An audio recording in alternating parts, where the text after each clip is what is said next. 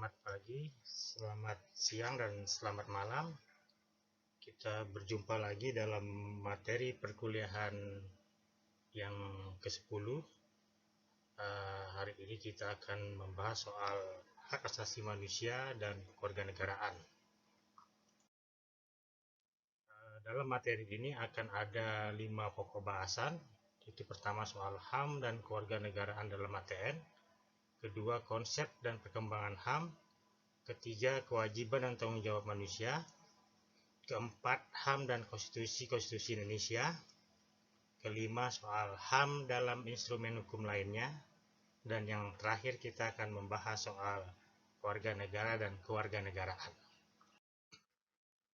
HAM, pertama kita mulai dari soal HAM dan kewarganegaraan dalam ATN. Salah satu ajaran dari konstitusionalisme yaitu mengenai pengaturan hubungan antara negara dan warga negara. Ajaran ini antara lain berkaitan dengan soal HAM dan kewarganegaraan. Dalam konstitusi negara modern umumnya terdapat pengaturan tentang hak asasi manusia, HAM dan kewarganegaraan. Maka pembahasan tentang HAM dan kewarganegaraan biasanya menjadi bagian dari buku-buku HTN. Konsep dan perkembangan HAM, selama ini istilah HAM berasal dari bahasa Inggris yaitu human right. Istilah itu lebih relatif baru mulai digunakan sejak usai Perang Dunia Kedua dan saat pembentukan PBB yaitu pada tahun 1945. Saat Indonesia Merdeka itu PBB mulai terbentuk. Sama-sama dengan Indonesia Merdeka, PBB juga terbentuk. Nah, istilah human right menggantikan istilah the right of man yang dianggap bias gender atau tidak mencakup hak-hak perempuan. Nah, istilah the right of man awalnya untuk menggantikan istilah awal yang pernah dipakai secara luas pada zaman pencerahan, egalitarian ego, yaitu natural right. Nah, istilah natural right dinilai kontroversial dan tidak tepat digunakan. Itu menurut dalam bukunya Satya Arinanto tahun 2003 halaman 65-66. Nah, istilah human right untuk mengganti istilah the right of the man diusulkan oleh Eleanor Roosevelt, janda mendiang Presiden Amerika Serikat Franklin Delano Roosevelt, ketika menyusun rancangan Universal Declaration of Human Rights atau UDHR. Nah, usul itu disetujui dan dijadikan istilah resmi yang dipakai dalam UDHR yang digunakan secara luas. Eleanor Roosevelt sangat berjasa mempopulerkan penggunaan istilah human right. Nah, menurut Jack Daniel dalam bukunya tahun 1989, right dalam bahasa Inggris dan kata yang sama dalam bahasa lainnya memiliki pengertian utama dari sudut moral dan politik, yaitu rectitude dan entitlement. Rectitude atau right yaitu something being right. Hak asasi menjadi hak asasi karena dijadikan sebagai hak asasi. Yang kedua adalah entitlement. Right yaitu having a right. Hak asasi menjadi hak asasi karena melekat pada diri manusia. Umumnya yang dimaksud dengan HAM adalah dalam pengertian entitlement itu. Di Indonesia, istilah human right diterjemahkan menjadi hak asasi manusia. Secara verbatim atau literal, terjemahan human right sebetulnya adalah hak-hak manusia. Mengapa pada terjemahan bahasa Indonesia terdapat penambahan kata asasi di tengahnya? Nah, ini dilihat dari katanya penambahan kata asasi itu dimaksud untuk mempertegas kemuliaan hak asasi manusia tersebut. Nah, HAM ini terbentuk dari 3 suku kata, yaitu pertama hak, kedua ada asasi, dan manusia. Nah, kata hak dan asasi berasal dari bahasa Arab, sedangkan kata manusia berasal dari bahasa Indonesia. Nah, kata hak ini diambil dari kata hak, yaqihu, hak, artinya benar, nyata, pasti, tetap, dan wajib. Hak adalah kewenangan atau kewajiban untuk melakukan atau tidak melakukan sesuatu. Nah, kata asasi itu diambil dari asasi, berasal dari kata asa, yaushu, asaan, artinya membangun, mendirikan, meletakkan. Juga diartikan asal, asas, pangkal, dasar dari segala sesuatu. Asasi artinya sesuatu yang bersifat mendasar, atau fundamental yang melekat pada objek. Itu menurut majalah Ilmu Touch tahun 2005 dalam bukunya. Nah, dari berbagai pemikiran dan definisi tentang HAM, dapat disimpulkan bahwa HAM mengandung pengertian berikut. Pertama yaitu hak setiap individu atau kelompok individu. Kedua, hak-hak yang tidak dapat diabaikan dan melekat ke setiap manusia karena kelahirannya. Yang ketiga, universal dan memiliki konsep hukum. Yang keempat, bermaksud untuk menegakkan martabat dan persamaan antara manusia tanpa ada bentuk diskriminasi apapun. Yang kelima, persyaratan minimum dasar untuk mempertahankan kelanjutan manusia dalam kehidupan masyarakat. Dan yang keenam, hanya dapat ditegakkan dalam kehidupan masyarakat dan dilindungi serta dipaksakan penegakannya oleh otoritas negara pada semua level. Dalam buku Masyur Effendi tahun 2005 halaman 48. Jadi, hak asasi manusia itu atau human right ini adalah hak yang dimiliki oleh semua orang untuk menjamin dan melindungi harkat dan martabat manusia. Hak warga negara atau citizen rights, HAM yang diberikan atau dimiliki hanya untuk orang yang memiliki status sebagai warga negara, tidak berlaku bagi orang yang bukan warga negara. Itu yang disebut dengan citizen rights. Sedangkan hak konstitusional atau constitutional right, HAM yang dicantumkan dan dijamin dalam konstitusi sehingga punya status sebagai hak konstitusional. Dalam semua HAM merupakan hak konstitusional. Nah, kemudian ada hak hukum atau legal right, HAM yang muncul berdasarkan jaminan undang-undang dan peraturan-peraturan di bawahnya. Pengertian HAM kalau dilihat dari sudut pandang pasal 1 angka 1 Undang-Undang 39 tahun 99, HAM itu atau tentang hak asasi manusia memberikan pengertian HAM sebagai berikut.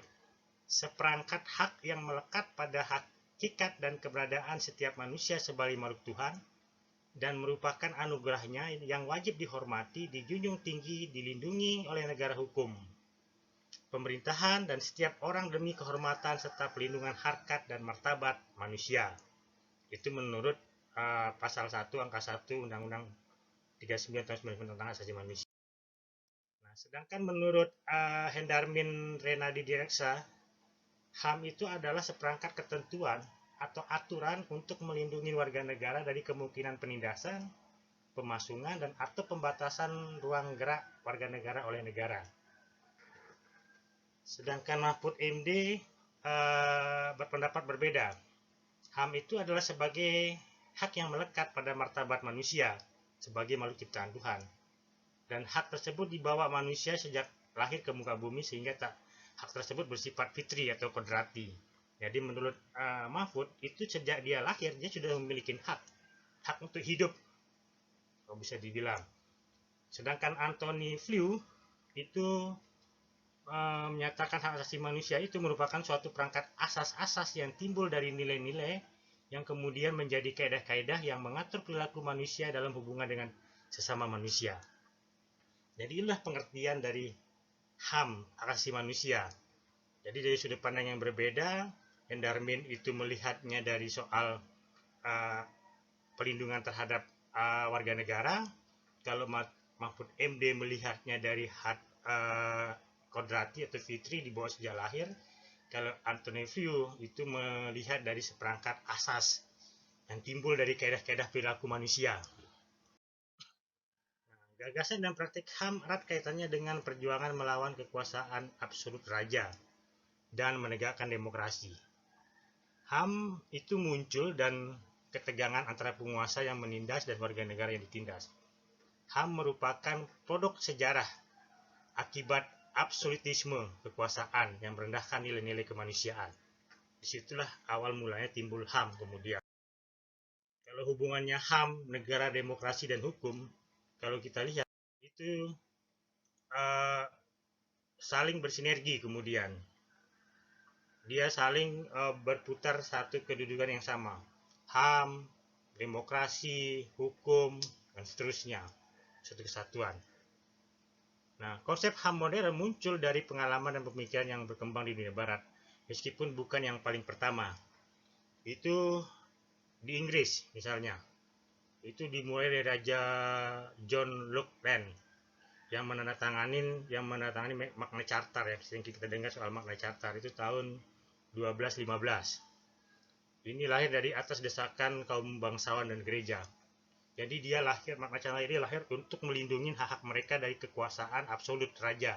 Jadi ada dua hak yang diakui, yaitu hak bahwa kemerdekaan tidak boleh dirampas tanpa putusan pengadilan, dan pungutan pajak harus dengan persetujuan dewan. Nah, kemudian muncul kembali di tahun 4 abad berikutnya, itu di tahun 1628, Raja Charles I menandatangani Petition of Right atau petisi hak atas desakan parlemen. Jadi di sini raja berhadapan dengan parlemen yang terdiri dari utusan rakyat, yaitu HOC. Terlihat bahwa perjuangan HAM memiliki korelasi dengan demokrasi kemudian. Jadi atas desakan parlemen, maka raja menandatangani petisi tentang soal hak asasi manusia tahun 1628. Karena sering dilanggar, maka muncullah Habeas Corpus Acts itu tahun 1679. Jadi 50 tahun berikutnya itu muncul karena selalu sering tadi yang sudah ditandatangani itu, petisi yang ditandatangani oleh Raja Charles itu sering dilanggar. Makanya kemudian memunculkanlah yang namanya Habeas Corpus Acts 1679, tentang peraturan diperiksa di muka hakim, di mana seorang hanya dapat ditahan atas dasar perintah hakim dengan mengembuakan dasar hukum penahanan tersebut. Jadi sepanjang tidak ada perintah hakim, maka orang tidak bisa ditahan. Jadi ketika dia ditahan, dia harus menjelaskan apa dasar penahanannya. Nah, kemudian Raja William ketiga itu menandatangani Bill of Rights. Itu sekitar 10 tahun berikutnya atas dasar desakan parlemen dalam Glorious Revolution. Karena pada saat itu terjadi peristiwa revolusi industri. Nah, perebutan kekuasaan antara Raja James dan Maryam II atau William kedua yang dimenangkan oleh William ketiga, disusunlah deklarasi tentang hak dan kebebasan warga negara tentang cara suksesi raja. Di sinilah raja mulai tunduk pada kekuasaan parlemen. Itu di Inggris. Kita pindah ke Amerika. Di Amerika juga ada hak asasi manusia. Itu terjadi di Virginia. Itu awalnya mulai ini ketika terjadi salah tangkap. Orang ditahan, kemudian tanpa proses hukum, tanpa diadili, dia ditahan. Nah, peristiwa George Mason ini yang kemudian memulai sering disebut dengan kalau kita nonton filmnya itu ada Independence Day. Nah, Declaration of Independence di Amerika 1776 itu adalah kesepakatan 13 negara bagian AS. Pertama yaitu dia soal kebebasan beragama, pers, menyatakan pendapat dan berserikat. Kemudian melindungi individu dan penggeledahan, penangkapan. Ketiga soal hak atas proses hukum yang benar. Kemudian yang keempat adalah larangan perbudakan. Perbudakan mulai dihapuskan di Amerika. Kemudian tahun 41 yang tadi kita katakan istri mendiang John Franklin Roosevelt 1941 itu mencetuskan 4 hal soal perdamaian dunia, yaitu freedom of speech, freedom of religion, freedom of word, freedom for affair. Jadi 4 hal inilah kemudian melatar belakangi berdiri Perserikatan Bangsa-Bangsa.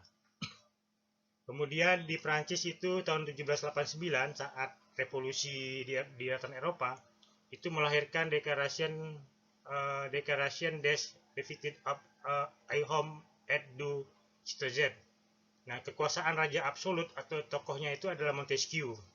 Montesquieu yang kemudian kita kenal dengan namanya pemisahan kekuasaan, memisahkan antara kekuasaan legislatif, eksekutif, yudikatif.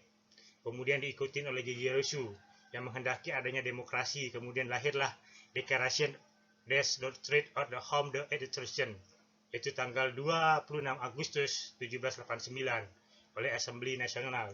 isi deklarasi ini titik beratnya ya pada 5 hak, yaitu pemilikan harta, property, kebebasan, liberty, persamaan, egality, keamanan, security, dan perlawanan terhadap penindasan, resistency of oppression. Ini yang kemudian menghancurkan Raja Louis, menghancurkan monarki absolut di Prancis.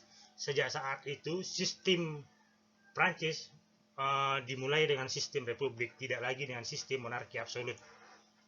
Kemudian kita kenal Duham. Ini akibat kekejaman Perang Dunia Kedua, dikeluarkanlah ODOAR di Paris tahun 1948. Terdiri dari 30 pasal yang membuat kebebasan, persamaan pemilikan harta, hak perkawinan, pendidikan kerja, beragama, dan kunjungan ekonomi, jaminan sosial, kehidupan yang layak, dan pendidikan. Kemudian ada generasi kedua HAM, yaitu ECCPR dan ICESPR yang diundang oleh PBB. Itu sering disebut dengan generasi HAM. Nah, perkembangan istilah HAM sebagai pribadi atau personal right berubah menjadi human right. Hal ini akibat kodrat manusia sebagai zon politikan. Nah, istilah HAM berkembang akibat produk sejarah, di mana terdapat banyak istilah, yaitu hak asasi atau hak dasar, hak kodrat, dan kebebasan dasar manusia. Di dalam konstitusi RIS dan undang-undang dasar sementara, dan hak kewajiban asasi hak dan kewajiban asasi warga negara. Kalau menurut Philippus Hajon, istilah tersebut muncul dari pemikiran natural law atau natural right pada abad ke-17. Hak di sini sifatnya kodrati, dalam arti kodrat yang menciptakan hak. Setiap orang lahir dengan haknya. Seperti tadi yang dikatakan oleh Mahfud MD, jadi orang itu lahir, itu dari sejak dia lahir dia sudah membawa atau sudah memiliki haknya. Itu yang sering disebut dengan hak lahiriah. Kemudian itu yang dimaksud oleh Mahfud MD. Nah, kemudian ada hak tersebut dimiliki oleh manusia dalam keadaan alamiah, dibawa dalam setiap hidup bermasyarakat. Nah, jadi jika HAM ini diimplementasikan dalam hukum domestik, maka disebutlah hak sipil atau konstitusional. Dan jika diimplementasikan dalam hukum internasional, maka disebut dengan HAM. Ada dua jenis hak, yaitu hak hukum atau legal right, yang merupakan hak seseorang dalam kapasitasnya sebagai subjek hukum yang secara legal tercantum dalam hukum yang berlaku. Yang kedua ada hak alamiah atau alami, natural right, merupakan hak manusia intuitu, jadi tidak lebih menekankan sisi legalitas formal, sedangkan hak alami menekankan pada sisi alamiah manusia, natural human right being, dan sebagainya.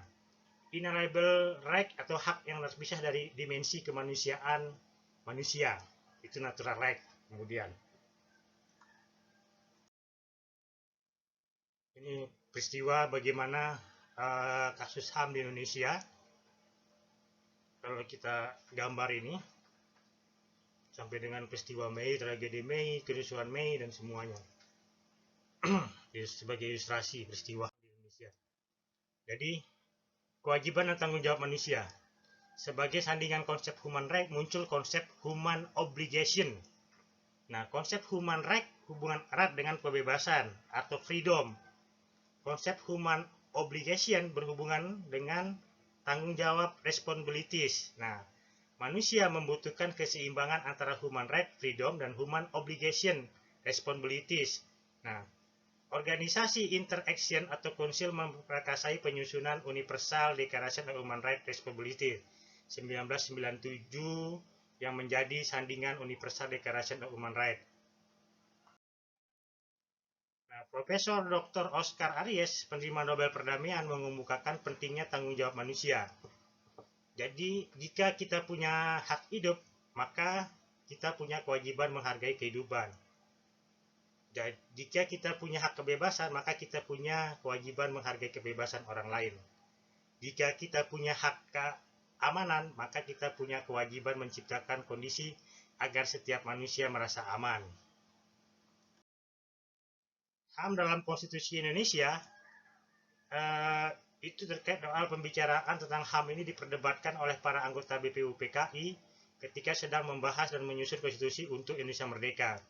Jadi Soekarno dan Supomo itu menolak mencantumkan secara eksplisit jaminan HAM dalam konstitusi.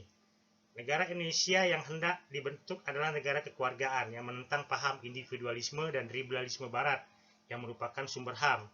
Muhammad Hatta dan Muhammad Yamin mengusulkan jaminan HAM dimasukkan dalam konstitusi untuk mencegah timbulnya negara kekuasaan. Nah, itu dasarnya. Kalau Supomo dan Soekarno menolak soal HAM karena itu adalah paham barat soal liberalisme. Tapi beda kemudian cara pandang Muhammad Hatta dan Muhammad Yamin. Dia mengusulkan HAM itu masuk di dalam konstitusi itu untuk mencegah timbulnya negara kekuasaan. Negara kekuasaan itu ya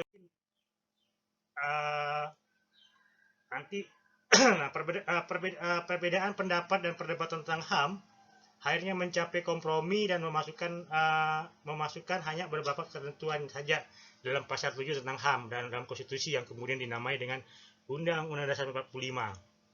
Minimnya jaminan HAM dalam Undang-Undang Dasar 45 berakibat memberi ruang munculnya kebijakan dan tindakan penguasa yang melanggar HAM. Selama periode Presiden Soekarno dan terutama Presiden Soeharto di bawah Undang-Undang Dasar 45 menjadi pelanggar HAM yang sebetulnya terjadi. Jadi selama periode demokrasi terpimpin sampai Soeharto, kemudian peristiwa-peristiwa pelanggaran HAM itu terjadi karena lemahnya konstitusi soal perlindungan asasi manusia di dalam konstitusi kita. Karena di dalam konstitusi kita itu hanya di pasal 7 sebelum amandemen itu hanya di pasal 7 soal hak asasi manusia. Pasca amandemen dia ada di pasal 22. Itu dari huruf A sampai huruf M tidak salah. Itu soal mengatur soal hak asasi manusia.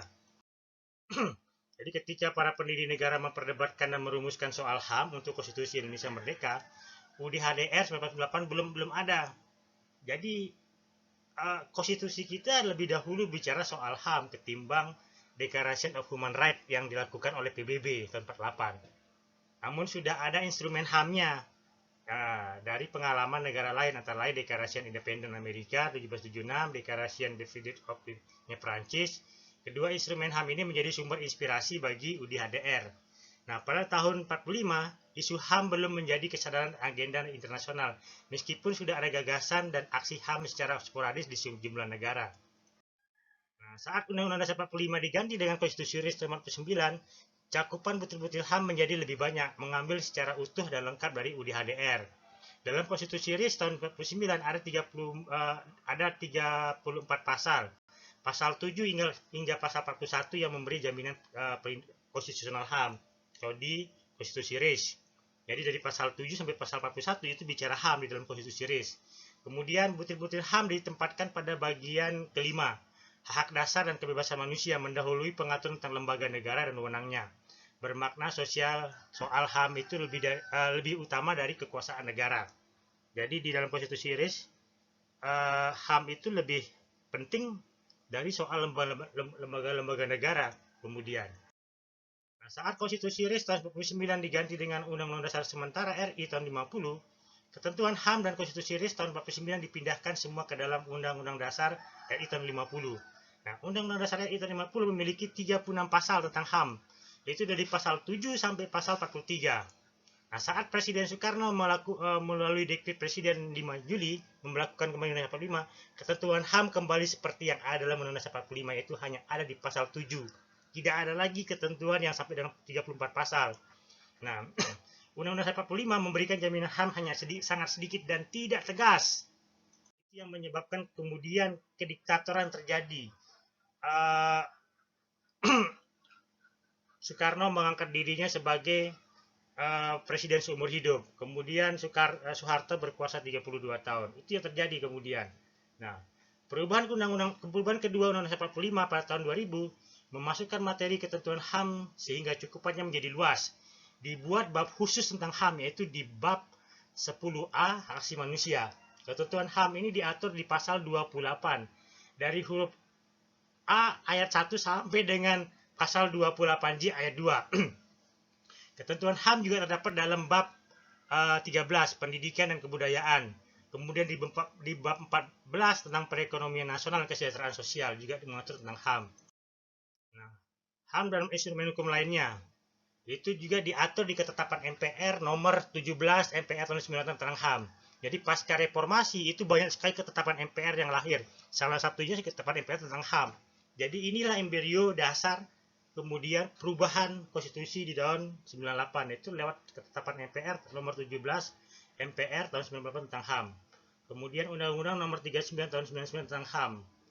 Ketentuan HAM lainnya diadopsi dalam sistem hukum nasional melalui ratifikasi instrumen hukum internasional.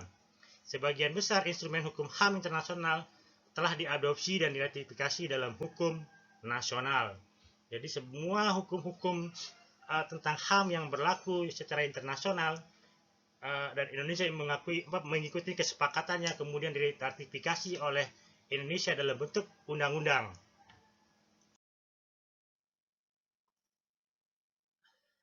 Nah, seperti inilah gambaran sistem demokrasi di Indonesia.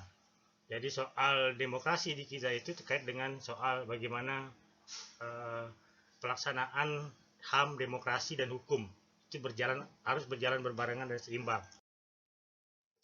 Selanjutnya kita masuk ke materi warga negara dan kewarganegaraan. Nah, keberadaan warga negara merupakan salah satu syarat bagi terbentuknya negara. Hampir semua orang di muka bumi ini memiliki status kewarganegaraan. Sebagai subjek hukum, setiap warga negara punya hak dan kewajiban. Nah, penduduk suatu negara terdiri dari warga negara dan warga negara asing. Kalau di zaman Belanda, kita mengenal ada hukum barat, hukum timur asing, dan hukum pribumi. Nah, hukum timur asing itu terdiri dari orang India, orang Arab, orang Jepang, orang Cina itu masuk dalam timur asing. Orang Barat itu adalah bagian dari orang-orang Eropa, baru kemudian kelompok pribumi. Nah, itu. Nah, saat ini kita membaginya dalam dua hal. Kemudian ada warga negara Indonesia dan warga negara asing. Kemudian tidak mengenal yang lagi dengan sistem hukum yang dilakukan oleh Belanda soal timur asing, Eropa, dan pribumi. Nah, ada 3 jenis kewarganegaraan. Ilmu tentang kewarganegaraan itu ada 3 jenis. Pertama adalah asas ius soli. Jadi kewarganegaraan seorang ditentukan menurut tempat kelahirannya, misalnya Amerika Serikat. Jadi seorang itu kalau lahir di Amerika Serikat, maka kewarganegaraannya ditentukan oleh tempat dia lahir. Itu sering disebut dengan asas ius soli. Kemudian ada asas ius sanguinus. Nah, kewarganegaraan seseorang itu ditentukan menurut garis keturunan darah, misalnya Indonesia atau Cina. Nah, kalau dia orang tuanya ada warga negara Indonesia, maka dia ditentukan dengan menggunakan asas ius sanguinis. Nah, kemudian ada juga dengan sistem campuran. Nah, kewarganegaraan soalnya ditentukan oleh tempat kelahiran dan garis keturunan, misalnya India, Pakistan. Itu yang menggunakan sistem campuran. Kalau di Indonesia itu menggunakan sistem tempat dia lahir, kemudian ius soli, tidak menggunakan ius sanguinis. Nah, ius sanguinis itu berlaku ketika orang tuanya laki-laki. Kalau orang tua si anak ini dari warga negara Indonesia laki-laki, maka dia bisa menggunakan asas ius sanguinis. Tapi kalau dia perempuan, kecenderungannya lari ke tempat asal orang tua si anak itu yang laki-laki. Misalnya orang tua laki-lakinya Amerika, ibunya orang Indonesia, maka warga negaranya adalah warga negara Amerika. Tapi kalau orang tuanya Indonesia, ibunya orang Amerika, warga negaranya adalah warga negara Indonesia. Ius sanguinis. Nah, umumnya setiap negara memilih hanya satu asas warga negara, yaitu ius soli atau ius sanguinis. Namun karena tidak semua negara menganut asas kewarganegaraan yang sama, maka kadang-kadang terjadi konflik asas kewarganegaraan, sehingga ada orang yang tidak punya kewarganegaraan atau apartheid, dan ada orang yang punya 2 kewarganegaraan, bipartite. Nah, karena itu ada negara yang membolehkan 2 kewarganegaraan dengan menganut asas kewarganegaraan campuran. Ini yang ada di Cina kemudian. Makanya kemudian Cina India, Pakistan itu penduduknya besar karena dia menganut dua sistem kewarganegaraan atau sistem campuran. Ada 5 prosedur untuk mendapatkan status kewarganegaraan.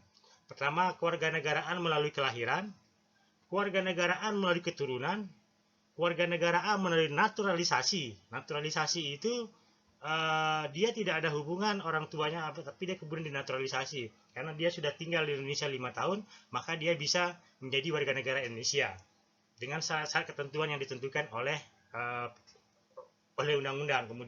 Kemudian kewarganegaraan melalui proses legislasi, kewarganegaraan melalui proses perluasan wilayah. Kemudian yang keenam ada kewarganegaraan karena terbentuk negara baru. Di Indonesia, hukum kewarganegaraan telah diatur secara detail dalam Undang-Undang Nomor 12 Tahun 2006 tentang kewarganegaraan. Nah, Undang-Undang kewarganegaraan menganut asas berikut: asas ius sanguinis. Nah, juga menganut asas ius soli, diberlakukan terbatas bagi anak-anak.